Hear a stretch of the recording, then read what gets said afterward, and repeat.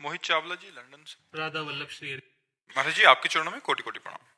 महाराज जी, विदेश में रहते भी सभी गलत आचरण छूट गए। पिछले 3 वर्षों से निरंतर आपको सुनने का सौभाग्य मिल रहा है।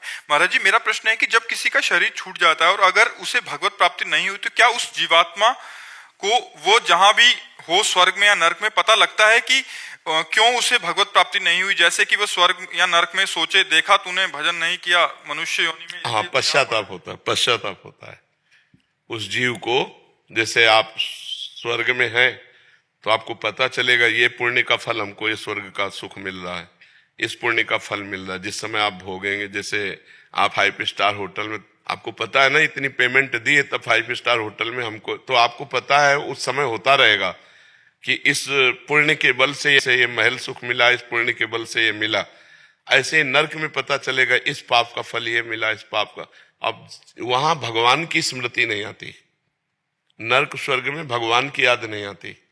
ये नहीं आता कि मैंने भजन क्यों नहीं किया या भजन करना चाहिए था। वहां ये याद आता है कि ये पाप किया तो ये दंड मिल रहा है, ये पुण्य किया तो ये सुख मिल रहा है। मृत्यु लोक ही एक ऐसा है जहां भगवान की याद आती है, जहां भगवान का भजन कर सकते हो, जहां आराधना कर सकते हो। तो अन्य लोकों में या अन्य योनियों में भगवान के भजन की गुंजाइश ही नहीं है। समझ पा रहे हैं? इसीलिए कहा गया है दुर्लभो मानुषो देहो, ये मनुष्य शरीर बड़ा दुर्लभ है। इससे भजन करके नरक स्वर्ग दोनों की बातें काट करके जन्म मरण से मुक्त हो सकते हो, भगवान को प्राप्त हो सकते हो।